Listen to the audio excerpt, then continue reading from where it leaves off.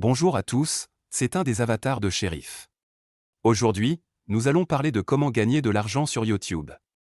Dans le monde actuel du divertissement social, les utilisateurs viennent sur les médias sociaux pour des divertissements pertinents, plutôt que pour du contenu aspirationnel. Les parrainages de marques n'ont plus l'impact qu'ils avaient auparavant. Les marques doivent créer un contenu qui ressemble à quelque chose qu'un utilisateur ferait défiler, plutôt qu'une simple publicité.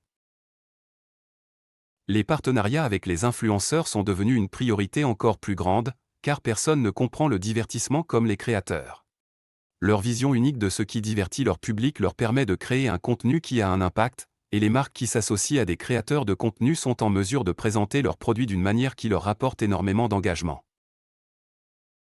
Il y a différents types d'influenceurs avec lesquels vous pouvez travailler. Les nano-influenceurs ont entre 1K et 10K followers et sont très efficaces pour atteindre les publics de niche. Ils ont tendance à obtenir une moyenne plus élevée d'engagement et des taux d'efficacité plus élevés. Ensuite, il y a les micro-influenceurs, qui sont des influenceurs qui se sont lancés récemment et qui construisent lentement une audience.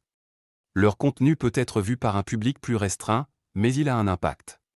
Ils rapportent généralement aux marques partenaires 20 nouveaux followers, ce qui est un chiffre impressionnant si l'on considère le faible coût et la facilité d'accès par rapport aux influenceurs plus importants. Les influenceurs de taille moyenne sont ceux qui ont une audience relativement importante. Ils font preuve d'un sens aigu de la créativité et disposent d'un nombre suffisamment important de followers pour que vous puissiez justifier le temps et les efforts consacrés à la réussite du partenariat.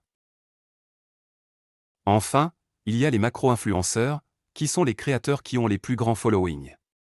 Les partenariats avec les meilleurs influenceurs du monde offrent à votre marque une exposition importante, mais ils ne sont pas bon marché. Le contenu provenant de macro-influenceurs est également moins efficace et rapporte moins à l'engagement que le contenu provenant de plus petits influenceurs.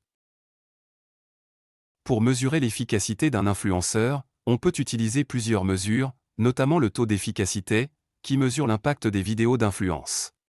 Les KPIs pour les influenceurs peuvent inclure la valeur médiatique gagnée, la moyenne du taux d'engagement, la moyenne du taux d'efficacité, ou le nombre moyen de followers que vous avez obtenu grâce au partenariat.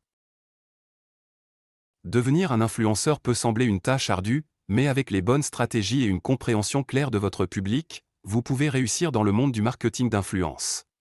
Alors, êtes-vous prêt à commencer votre voyage pour devenir un influenceur ?